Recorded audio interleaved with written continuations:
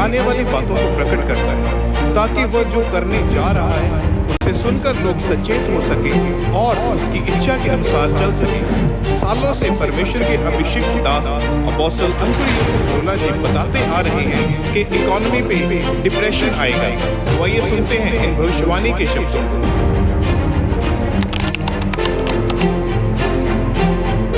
आने वाले टाइम में जो परमेश्वर मुझे दिखा रहा था, मैं आपको बताऊंगा आने वाले टाइम में क्या होगा, किस तरह से फाइनेंशियली ट्रबल्स देश फेस करेंगे। मैं आपको बता रहा हूं, प्रार्थना कर रहे हैं हम, लेकिन मैं आपको बता रहा हूं प्रोफेटिकली कुछ चीजें होंगी जिन्हें प्रेयर्स रोक नहीं सकती, लेकिन प्रेयर जो धर्मी होंगे उनको बचा सकती है, उनको स्ट्रांग रख सकती है, उस परीक्षा के दिन में उनको निकाल सकती है। लेकिन वो कुछ चीजें होंगी जो होंगी ही होंगी, कोई प्रेयर उन्हें रोक नहीं सकती।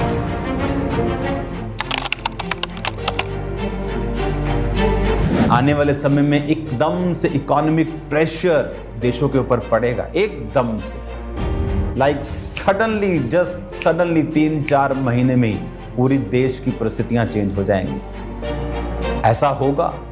प्रेयर्स आपको बचाएंगी, प्रेयर्स मुझे बचाएंगी, लेकिन इसे होने से प्रेयर रोक नहीं सकती। ये परमेश्वर की ओर से निर्धारित हो चुका है।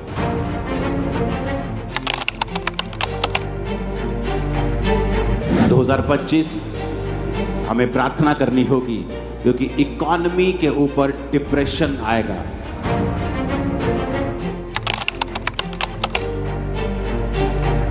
आप जो आने वाले समय का इकोनॉमिक ऑपरेशन है, डिप्रेशन है, आप इसे खत्म नहीं कर सकते। डिले कर लेंगे या खुद बच जाएंगे।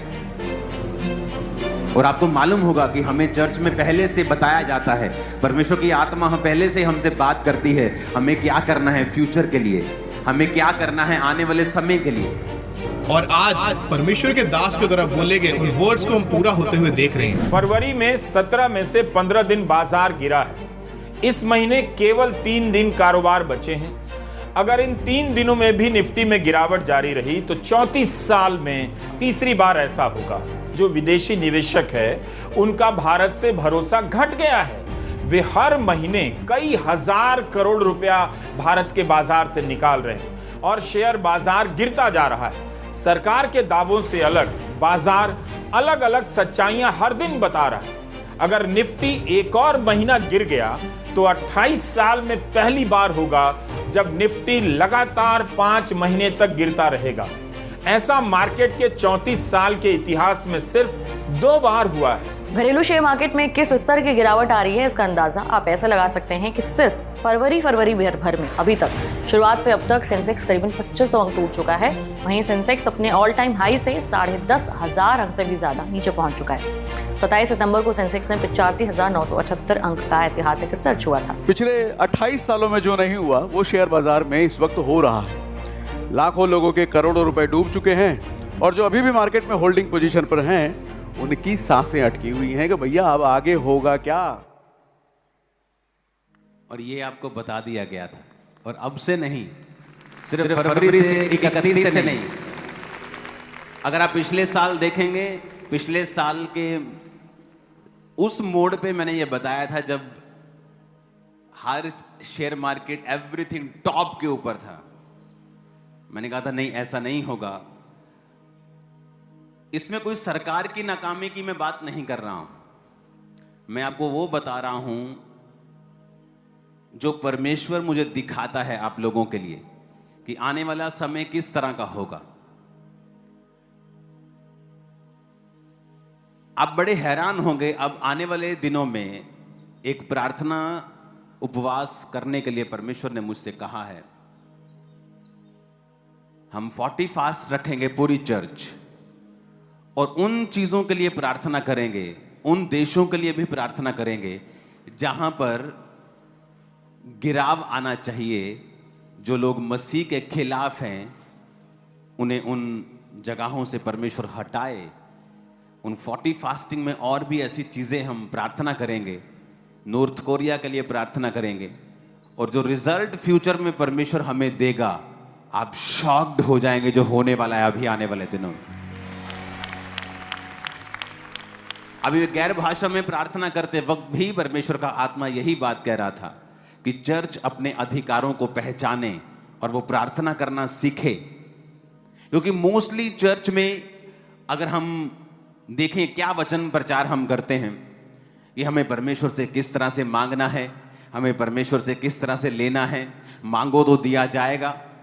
ये एक फर्स्ट टर्म के बच्चों के एग्जाम की तरह है। फर्स्ट टर्म जैसे नर्सरी, वो LKG UKG के बच्चों को हम सिखाते हैं।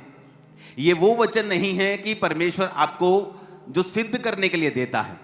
अगर आप इन बातों को समझ रहे हैं तो आपको समझ आएगा कि हमें मार्च महीने में तैयार रहना है।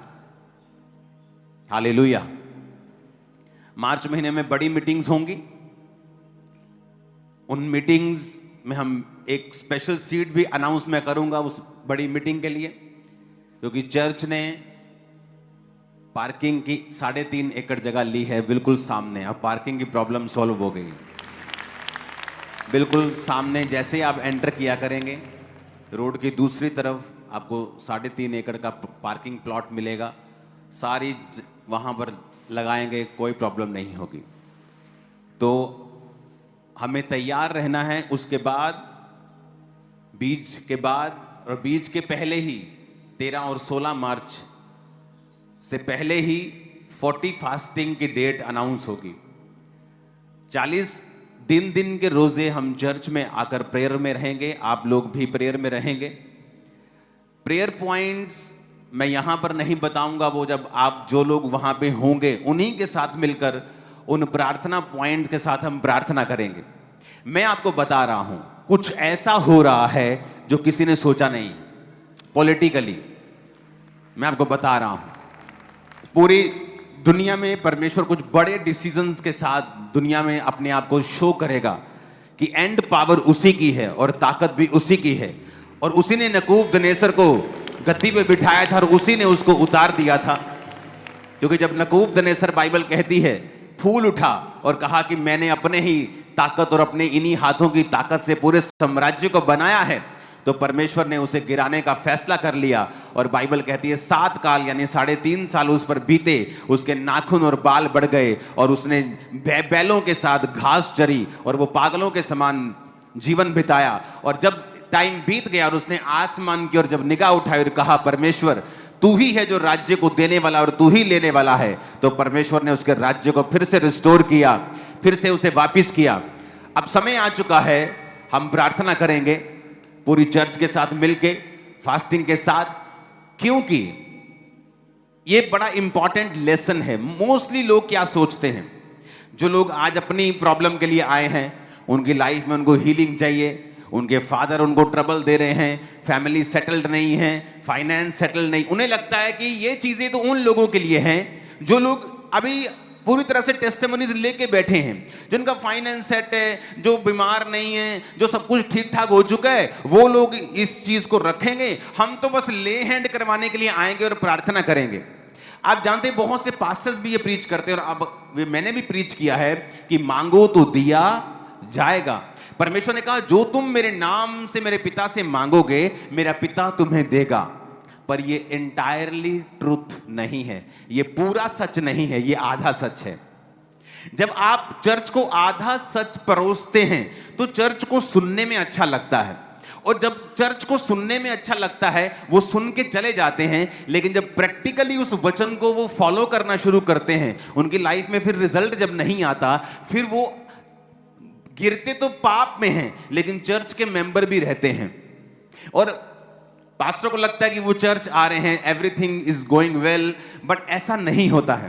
क्योंकि आपको पूरा ट्रुथ, पूरा सच परोसना होता है। क्योंकि जैसे कई बच्चों को देते हैं ना, आप उनको प्लेट दीजिए खाने की, उसमें करेले भी हैं, उसमें हरी सब्जी भी है, उसमें आलू की सब्जी भी है, उसमें पूड़ी भी है, तो वो आलू पूड़ी खा लेंगे, करेला छोड़ देते हैं, कहते हैं हमें टेस्टी नहीं लगता। लेकिन उन्हें ये नहीं पता कि ये हरी सब्जी उनकी बॉडी के लिए बेनिफिशियल है। तो जब अभी तो मजा आ रहा है, अभी तो खा रहे हैं आलू पूड़ी, लेकिन जब उसके बाद में उनकी बॉडी में गड़बड़ नजर आएगी, इम्बैलेंस होगा, तब फिर वो बहक जाएंगे, शक करने लगेंगे, डाउट में आ जाएंगे कि ऐसा क्यों हो रहा है। क्योंकि आपको पूरा ट्रुथ खाना पड़ेगा। उस पूरे ट्रूथ में कुछ बातें अच्छी भी हैं जो आपकी बॉडी को अच्छी लगेंगी। Wow, ask and you shall receive, वो व्हाट ए वंडरफुल वर्ड कि मैं मांगूंगा और पाऊंगा। यह है आपका पूड़ी आलू। अगला है ढूंढो तो तुम पाओगे, यह है आपकी हरी सब्जी जो लोग चाहते नहीं हैं। वो ये चाहते हैं मांगो तो दिया जाएगा। पास्टर प्रीच करते हैं, लोग हैप्पी हो जाते हैं, वाओ वी आस्क एनीथिंग, कुछ भी मांगो तो परमेश्वर हमें देगा। लेकिन मेरी लाइफ में ऐसा नहीं हुआ।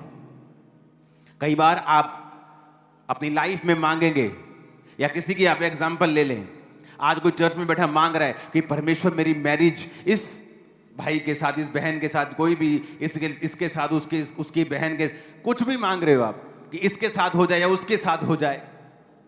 लेकिन कई बार परमेश्वर की वो मर्जी नहीं होती और आप नहीं जानते परमेश्वर ने फ्यूचर में आपके लिए क्या रखा होता है।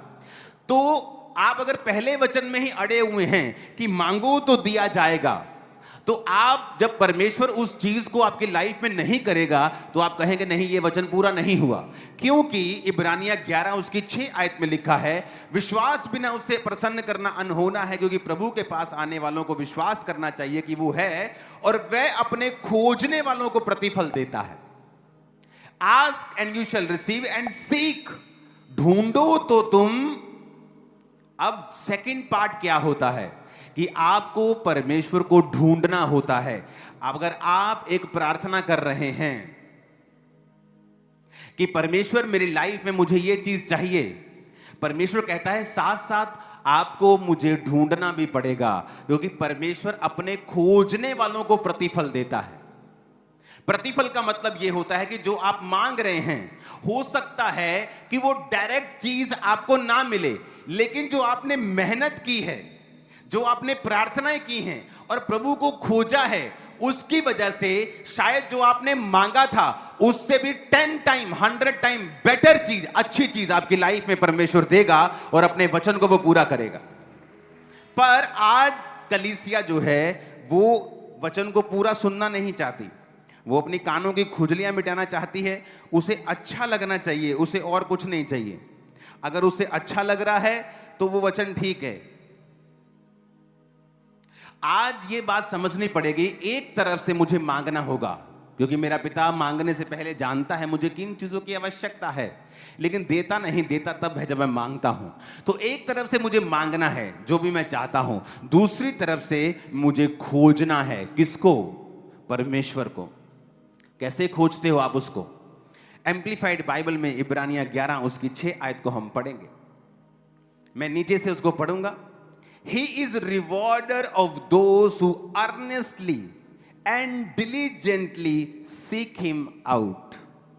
कहता वो रिवॉर्डर है उनका जो अर्नेस्टली, अर्नेस्टली का मतलब फोटो में देखेंगे, उसका मतलब है, पंजाबी में लिखा है दिलों, दिल से। अपने पड़ोसी को बोलो दिल से। एम्प्लीफाइड बाइबल में लिखा है जेड़े दिल तो रब नूं लभदे ने। कहां से? दिलों। एंड डिलीजेंटली, कहता लगन से। डिलीजेंटली का मतलब है लगन नाल ते मेहनत नाल।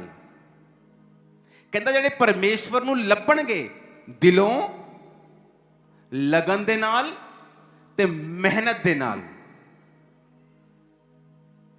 कई बार जो आप मांग रहे हैं परमेश्वर आपको नहीं देता, क्योंकि वो चाहता है बेटा अब तू दूसरा स्टेप लेगा। क्या?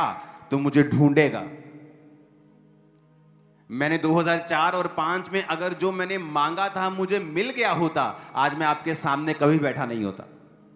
शायद सेवा कर रहा होता, लेकिन इस लेवल पे कभी नहीं होता, क्योंकि ये चॉइस होती है।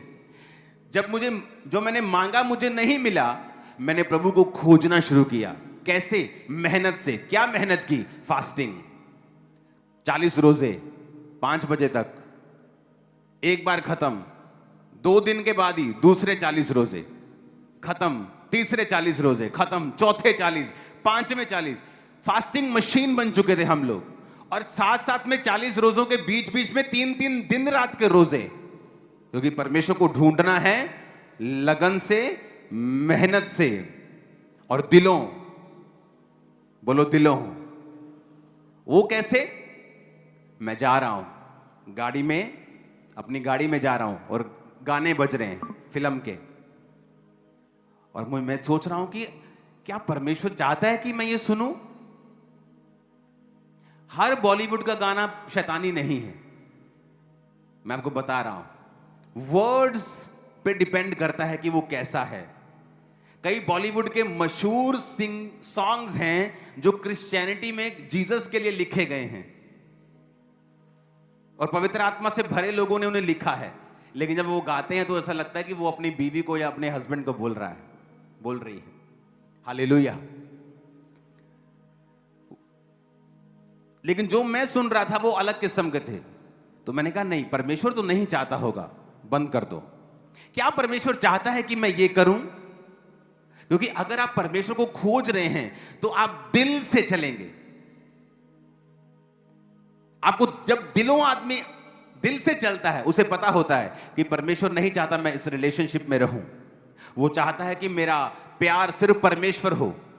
जब तक आपकी शादी नहीं होती आप सिर्फ परमेश्वर के हैं। दिल से खोजना, ये क्या परमेश्वर चाहता है कि मैं ये इनडायरेक्ट पैसे कमाऊं, चोरी करूं? क्या परमेश्वर ये चाहता है कि मैं अपने काम से चोरी करूं, कामचोर बनूं? क्या परमेश्वर चाहता है?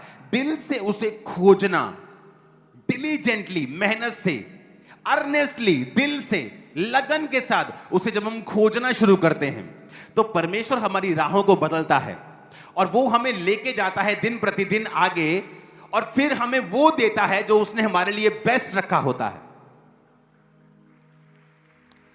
क्योंकि ये पहला स्टेप है जो आपको बताया जाता है कि ask anything in my name and you will receive that. ये सच्चाई है, लेकिन कंप्लीट ट्रूथ नहीं है। कंप्लीट है सीक डिलीजेंटली, अर्नेस्टली। किसको? अपने बॉयफ्रेंड को, गर्लफ्रेंड को? नो, कहता गॉड को। सीक हिम आउट, उसे खोजो कहता है। उसकी आदत है छुपना। परमेश्वर जा रहे हैं चलते हुए पानी पर, अपने चेलों के पास से निकल रहे। परमेश्वर नहीं चाहते थे चेले उन्हें देखें, लेकिन जब चेलों ने देख लिया तो परमेश्वर को अपने आप को बताना पड़ा, डरो मत, मैं हूं। वो चेले समझे भूत चल रहा है कोई पानी के ऊपर। तो परमेश्वर की आदत है छुपना। परमेश्वर की आदत है छुपना, छुप के रहना, ताकि इंसान उसे खोजे, इंसान उसको ट्राई करे, उसको खोजे, वो एफर्ट करे डिलीजेंटली, लगन से, मेहनत से, दिल से। ये परमेश्वर का एक आदत है, छुपना, अपने आप को छुपा के रखना, ताकि इंसान उसे खोजे। और परमेश्वर ने क्या कहा कि खोज, ढूंढ तो तू पाएगा। और इब्रानी में कहता है कि मैं अपने खोजने वालों को प्रतिफल देता हूं। मैं उन चीजों में नहीं फंसा। मैं चाहता था प्रभु मुझे तू इस प्रार्थना का उत्तर क्यों नहीं दे रहा है, लेकिन परमेश्वर नहीं दे रहा था। वो नहीं चाहता था, ना वो उत्तर दे रहा था। मैंने कहा कोई बात नहीं, खोजते रहे, खोजते रहे। अगर मैं प्रभु को खोज ना रहा होता, या मैं निराश हो जाता या अपनी जिंदगी में गलत स्टेप ले लेता। बहुत से लोग गलत स्टेप ले लेते हैं शादी में, बिजनेस में, सेवकाई में। वचन कहता है पौलुस एक जगह जा रहा था प्रचार करने के लिए, और जैसे ही वो वहां पे गया, परमेश्वर की आत्मा ने कहा मत जा। अगले शहर गया, परमेश्वर ने कहा मत जा। उसे कैसे परमेश्वर का आत्मा गाइड कर रहा है? क्योंकि वो परमेश्वर को खोज रहा है, साथ साथ प्रार्थना कर रहा है। उसके वचन में पढ़ के देखो, कहता मैं अपने शरीर को मारता कूटता और वश में लेके आता हूं कि जो मैं प्रचार कर रहा हूं उसके विषय में मैं निकम्मा ना ठहरूं। अपने बेटे स्पिरिचुअल सन तीमुथियुस को बता रहा है अपने कैरेक्टर में स्ट्रांग रहना है। जब भी वो पत्रियां लिख रहा है, मोस्टली वो आपके चरित्र और परमेश्वर के साथ आपका संबंध स्ट्रांग हो, इसके विषय में बात कर रहा है। हालेलुया। और कहता नॉक, खटखटाओ तो तुम्हारे लिए खोला जाएगा। खटखटाने का मतलब है नेवर गिव अप। कभी गिव अप मत करो परमेश्वर पर, कभी गिव अप मत करो।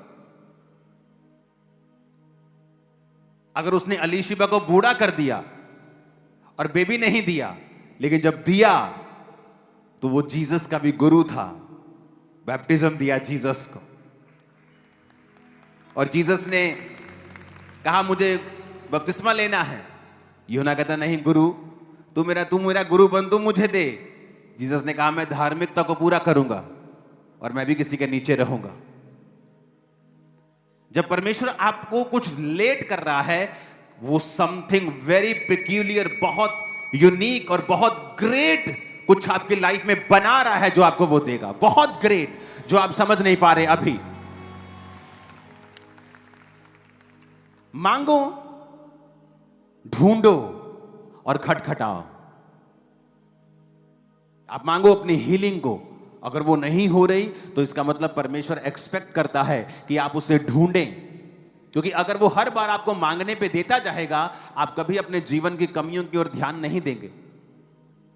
आप कभी नहीं देखेंगे कि क्या कमी, कहां कमी है, क्या मैं करूं। क्योंकि जब मैं मांगने पे मिलता नहीं था तो परमेश्वर ने मेरी कमियां दिखाई। तेरी मेहनत कम है, तेरी फास्टिंग कम है, तेरी प्रेयर कम है। फिर मैं उस दिशा की ओर चल पड़ा जहां मुझे लगन से, मेहनत से परमेश्वर को खोजना था, अपनी लाइफ को भी साथ साथ परमेश्वर के साथ चलाना था, हर वो चीज को कट करना था जो परमेश्वर की ओर से नहीं है। हालेलुया। तो ये एक जर्नी है, क्योंकि जब आप मांगते हैं और आपको मिलता नहीं है, तब आपको ये खोजना होगा कि मुझे प्रभु के करीब कैसे जाना है और मुझे अपने जीवन की कमियों को कैसे ठीक करना है कि मैं आगे बढ़ सकूं। नहीं तो फिर लाइफ में कंफ्यूजन रहेगी। आप मांगेंगे, मिलेगा नहीं और आप बीच में स्टक हो जाएंगे, आप बीच में अड़ जाएंगे आप, क्योंकि अब आपको ये नहीं पता कि मैं मांग रहा हूं पर मुझे मिल नहीं रहा। अब मैं ना आगे जा पा रहा हूं ना पीछे जा पा रहा हूं, अब मैं करूं क्या? क्योंकि आपको सेकंड स्टेप आपको फॉलो करना पड़ेगा, ढूंढो तो तुम पाओगे, क्योंकि परमेश्वर अपने खोजने वालों को प्रतिफल देता है। कि जो तुमने मांगा होगा, जितनी प्रार्थनाएं की होंगी, जितनी फास्टिंग की होगी, जितनी डिलीजेंटली, अर्नेस्टली, दिल से, लगन से, मेहनत से जीसस को खोजा होगा, कहता मैं सारी चीजों का प्रतिफल इकट्ठा करूंगा और तेरी गोद में डाल दूंगा और तू बेस्ट होगा।